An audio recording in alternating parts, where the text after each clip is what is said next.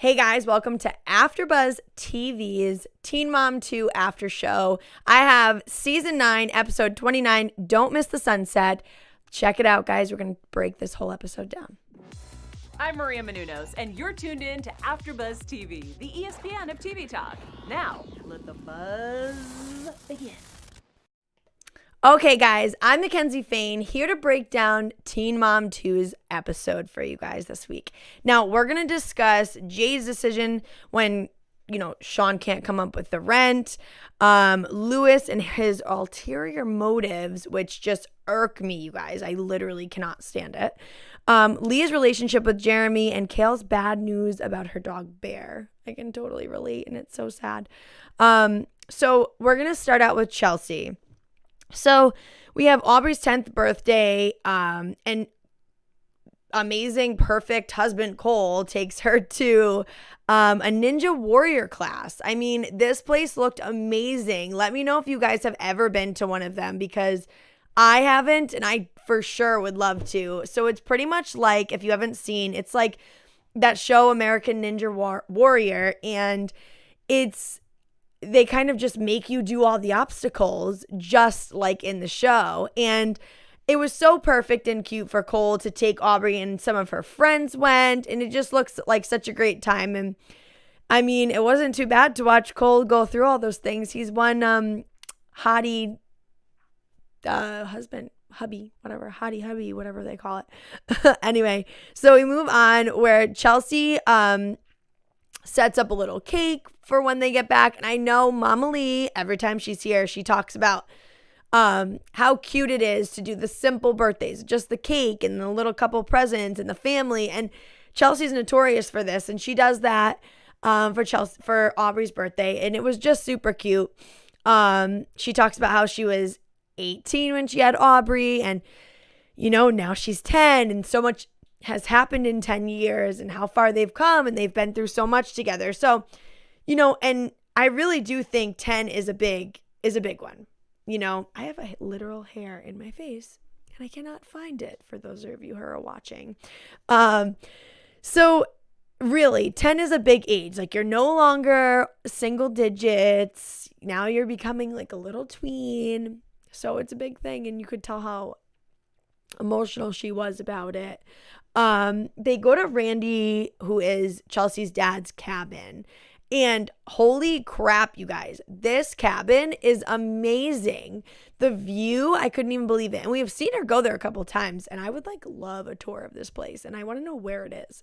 I don't know if it's in the same state or what, but it's so nice. One of Chelsea's friends goes with her, and they talk about how Adam did not bother to call Aubrey on her birthday, but not a very big shocker to any of us. I mean, he never does, and he's been even less involved lately anyway. So Chelsea does tell us that Adam goes with his mom once a week to the school where Aubrey goes to school and has lunch with her, which is fine, but I mean, that's literally doing the below bare minimum that you could be doing as a father.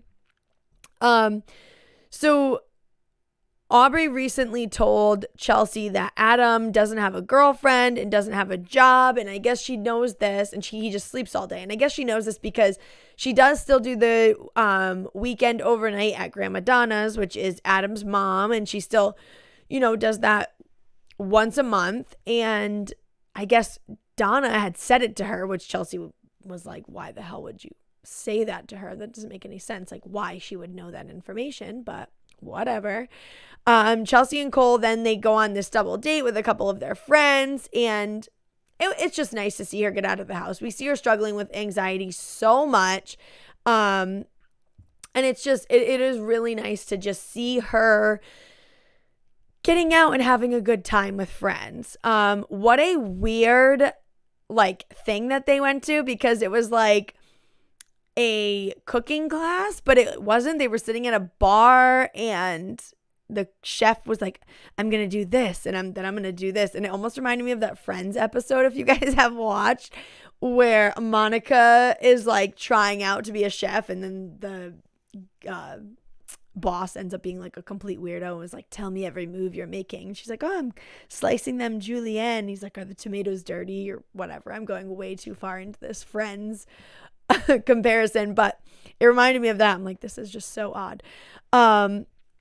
So Donna calls and she doesn't want to pick up, so it goes to voicemail while they're on this double date, and she kind of just reads, and I don't know if you guys know that if you get a voicemail, it'll kind of like translate it into text as well, as much as it can detect.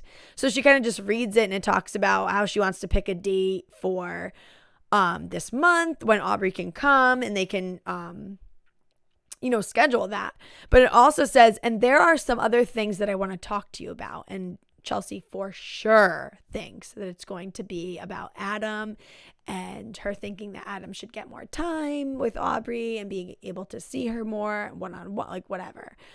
Which, like, slow your roll, buddy. That's not going to happen.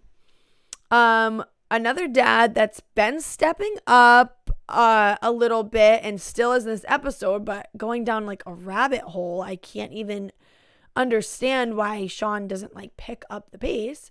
You guessed it. We're going to talk about Jade. So, one little snippet about her parents. She hears that they're out of jail, but she doesn't know and has not talked to anything about them. She also heard that the charges were dropped, which I don't know the truth behind that. Like, how can charges just be dropped when you have a drug charge? I don't really understand that. If you guys have any more information on that, comment below and let me know, because I have no idea. In the beginning, she is, because we know she's going to beauty school, so she cuts Shawn's hair and her beard and his beard, and at the end, when she's done, she tells Chloe to say, "Daddy, cute." And so she does. And it was just a really cute little moment. Nice to see them all getting along.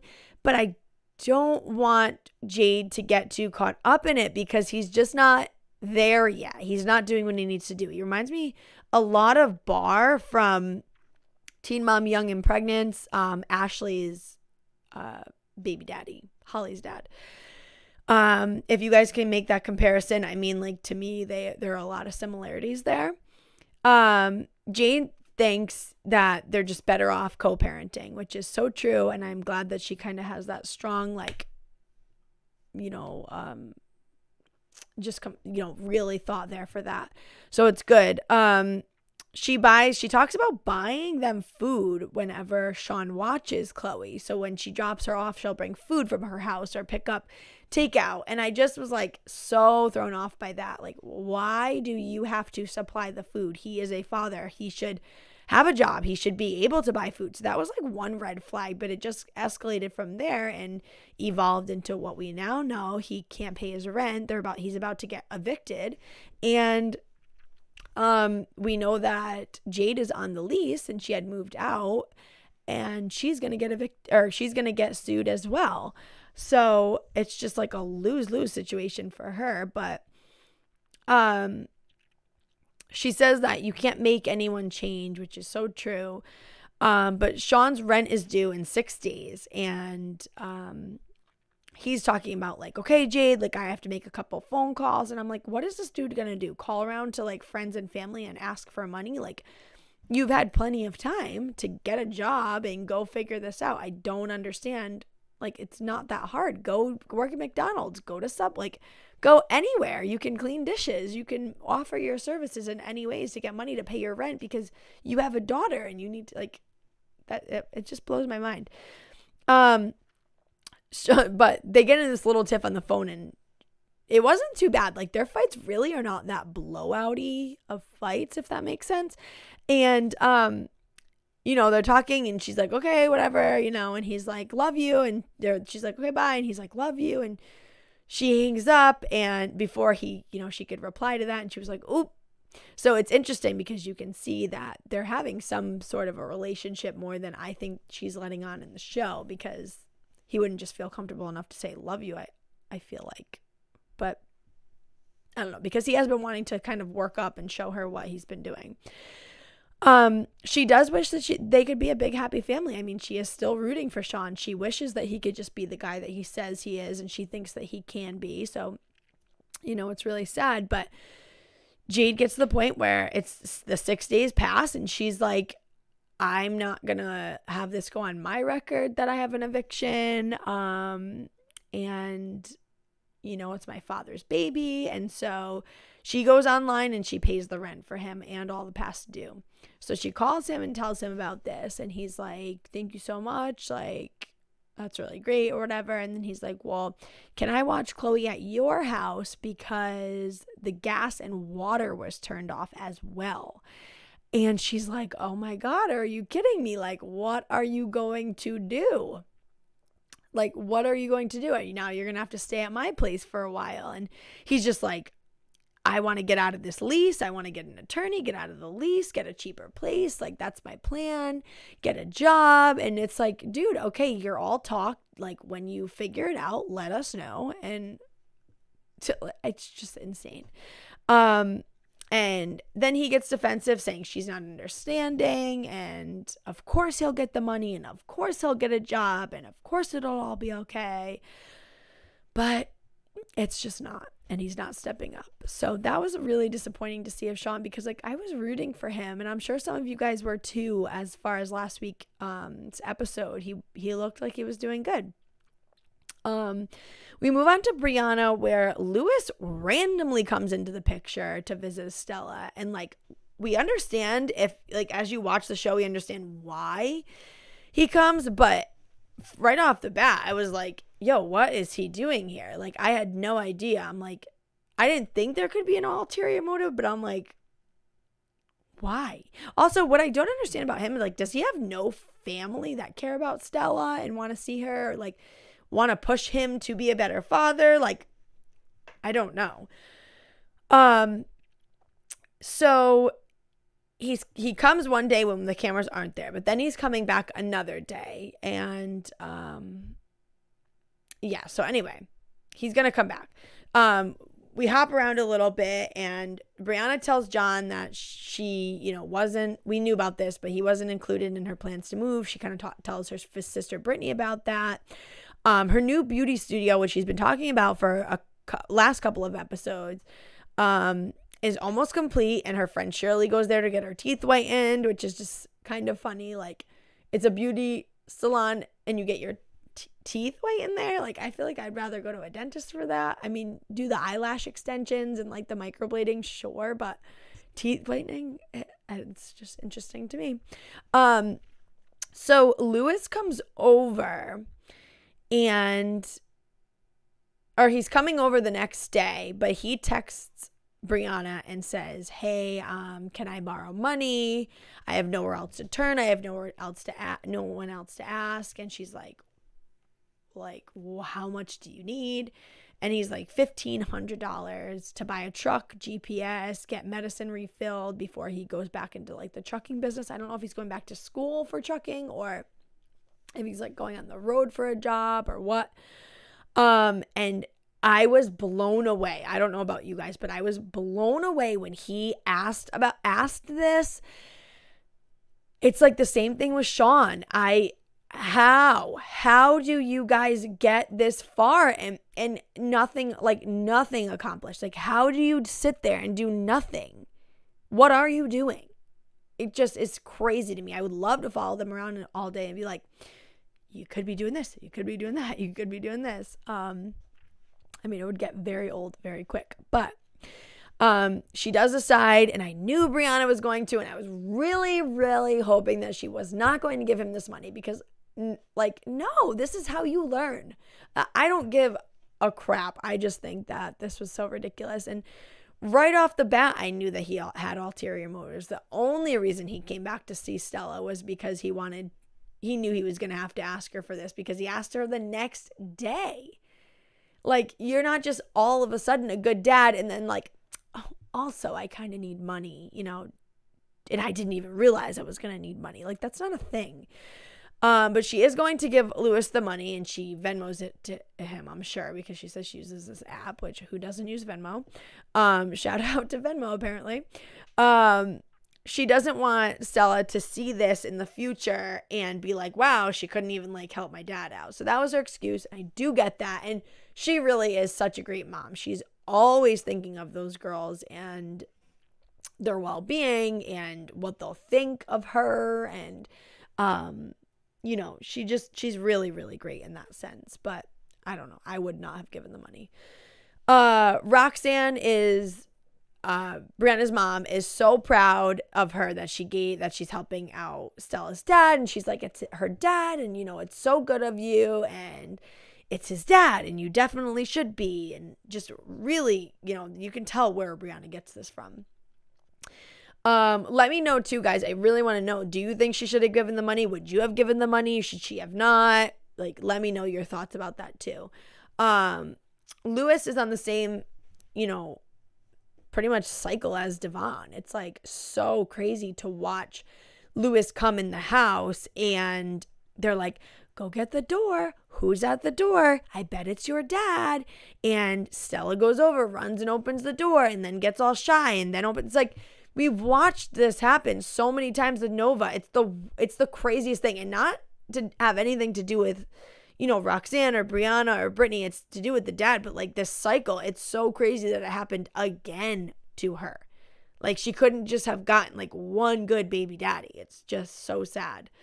And like neither of them come. There's so many similarities in both of them. Neither of them come around. Neither of them pay. Neither of them have their shit together. Like nothing. So Brianna goes to pick up Nova and Stella has like a freak out. But Roxanne is still there and with Lewis and Stella, and you know, she wants nothing to do with him. So he's leaving and she does blow him a kiss though and say, I love you in her sweet, cute little voice. And, then when he leaves, she looks at Roxanne and was like, he left. And she just kept saying he left. And so that was sweet. And I think she's at the point now where like, this is her dad and she knows that Nova has her dad and her dad comes over a lot and she knows Devon, but, and she, you know, this, and I think at one point she was like, this is mine. This is my dad. And, so it was cool to see that, but it's like so heartbreaking that he's not there enough. Brianna gets upset in the car. And Brittany says, you know, she knows that their dad's not being around is going to affect them when they're older because it does affect them because they didn't have a dad and they don't have a dad in their lives. And they know that it's going to affect them, but they know that they'll be okay because their mom, they have such a good support system. Brittany, Roxanne, and Brianna, they're all, you know, great, powerful women that are there for the girls. And it's just one big happy family. It's so interesting because imagine if Stella was a boy, like, not that it really matters, but it's like, there, you know, there's these 5 girls and they're in this house together. Like, it would have been interesting if she ended up having like a little boy. I just wonder how the dynamic, like how funny or how different it would be. But in this conversation where Brianna gets upset, Brittany is really good at, you know, pep talking her and just kind of talking her down from that ledge of being upset. So that was really nice to see. Brianna says to Lewis, you know, it seems like you came around at just the perfect time and it's because you wanted money. And he goes on and on like he's done many times. I want to help you with daycare. He's like, how much is it? And she's like, $245. And he's like, a month? And she's like, no, a week. $245 a month. Where do you think I drop her off? The dumpster? Like, what? So Brianna says Stella deserves both parents. And that's why she tries so hard with Lewis, and that's why she tries so hard with Nova and Devon. And she's like, they deserve to have both parents. And I do get that, but to this extent, I don't, because I'm just thinking like, yeah, they deserve to have 2 parents, but it doesn't need to be biological parents. Like, there are plenty of stepdads out there, or like guys that'll be a great stepdad. Look at Cole, for example. Like Chelsea stopped trying with Adam, and his position didn't move. Like, he didn't grow any closer to her. Like, I just do not think, I think Brianna's enabling these guys at this point a little bit. And not in a way that I think she means to at all, but it is happening. We move on to Kale. Now, like, really her part is really short and simple, but it's really heartbreaking. Her dog Bear is sick. He can't control his bladder or anything. He's panting so much. she goes to the VMAs with Leah for the weekend after she drops Bear off at the vet, and she gets the boys don't even know that he's sick, but she gets a call from the vet saying that he has a mass on his spleen and it's probably cancer. And Kale just gets so upset, which rightfully so. Like, what a heartbreaking situation. She's had him since Isaac was 2. He's now like 10. But they're going to send him home with medication and, you know, pretty much prepare for him to be put down in like a week or so, because if he doesn't improve, then it's just going to go downhill very fast from there. So kind of say their goodbyes while he's on medication and at home and prepare the boys for that.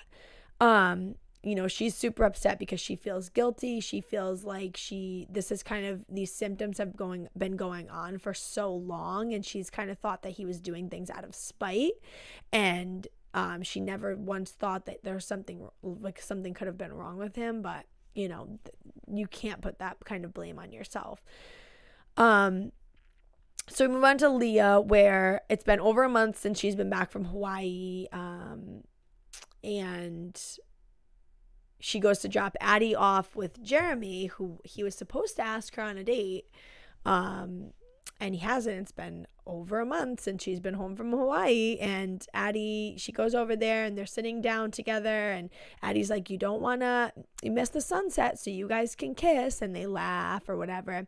So let me know what you guys think about how Jeremy asked Leah to go to dinner. He was just like, yeah, so since I'll be home, like, you know, do you want to get dinner? Like, it was just it was just so nonchalant and like not enthusiastic whatsoever. And he was like, yeah, so I'll have my mom watch her, I guess. And she was like, okay, like, whatever. So, Leah brings up a couple times about how he didn't go to Hawaii and how she was disappointed, and he just brushes it off. Addie has been saying so much about them being together lately that I guess Leah feels super guilty about it. And I think it's hard. I think Leah's like in this situation where she doesn't want to push it on her and Jeremy because they need to slowly figure things out, but at the same time she doesn't want to. But at the same time she wants that family with him, kind of, because she sees how happy it would make Addie. So, you know, it's just like a crazy situation that she's in right now. So they're gonna go to dinner. Jeremy's, you know, gonna take her out to dinner, and Leah's getting all ready, and Jeremy texts her and just says, I'm on my way to the hospital with Grandpa, can't make dinner. And I just thought that text was just so rude. Like, it was long enough where you had enough time, clearly, to write something out. So just write like, I'm so sorry, like, in there maybe, or something. I just thought it was really, you know, unemotional. But then he gives her a call, but still, like, not emotional at all. But it was nice that he actually called her, and she was so understanding about it. She was, you know, a little disappointed, but I mean, it is what it is, and she knew that. But he'll be leaving in the morning again, and he's not going to be back for a while, so they're not going to see each other. And it's like this cycle that continues. And that was one of the major things in their relationship that kind of tore them apart, was that he was always away and work was always first. It's like, does this guy ever save? Does he have like savings? Can he just stop working for a little while or cut back? I just don't get it. But anyway, we'll move on to the special segment of the day, which is Teen Mom 2, Teen Mom U. Who do I feel like I related to the most in this episode? And it was definitely Kale when she said, you know, why do people even get dogs and put themselves through this? Because they're definitely going to die before you. And I totally agree. That's why I don't have a dog. I try to distance myself and detach because I get way too attached, and I hate change so much that I literally would die. It's so awful. And I had such a bad experience when I was younger with my dog Bear, who just, yeah, it was bad. So anyway, on the next, Shawn makes a toast, which this is so funny, saying to Jade for being an incredible mom and a great girlfriend. And it like cuts to her, and her face is like, what the hell did he just say, in such shock? So funny. Can't wait to see the rest of that conversation. Leah talking to Jeremy on the phone and saying, she's like, I really think we need to end things. How do you really feel, Jeremy? How do you feel? How do you really feel? I really hope it doesn't end. I want them to be together so badly. And Chelsea talks to Adam's mom, Donna, and I guess Donna's very defensive, and I'm just sure that conversation did not go very well. Brianna tells her mom that she told John that she's not happy in their relationship and she doesn't want to be with him anymore. And Roxanne is completely shocked, almost spits out whatever she's drinking. Kale tells the boys that they are going to take Bear to the vet and they're going to give him a shot and then they're not going to come home with him. And the boys are a wreck. You can just see. I mean, Lux has no idea what's going on, but Isaac is like full-blown tears. Lincoln's starting to process it, and she's just it's just going to be so sad. But I am excited for next week because I really can't wait to see what happens with Jeremy and Leah because this relationship, like, I know Addie is going through the ringer with like their back and forth and not really knowing, but like we're going through the ringer. I need to know. We need to know what is going to happen with them. And if they're not going to be together, I'm going to be so sad. But all right, guys, thanks so much for listening to me and only me chat this whole way through Teen Mom 2 today and this week's episode. Stick with us next week. I'm pretty sure Momily will be back, but you can find me in the meantime on Instagram at Mackenzie Fain, and please like, subscribe, and comment so we can keep the conversation going, guys. I will see you next week. Have a good week. Our founder, Keven Undergaro, and me, Maria Menounos, would like to thank you for tuning in to AfterBuzz TV. Remember, we're not just the first, we're the biggest in the world, and we're the only destination for all your favorite TV shows. Whatever you crave, we've got it. So go to AfterBuzzTV.com and check out our lineup. Buzz you later. The views expressed herein are those of the hosts only and do not necessarily reflect the views of AfterBuzz TV or its owners or principals.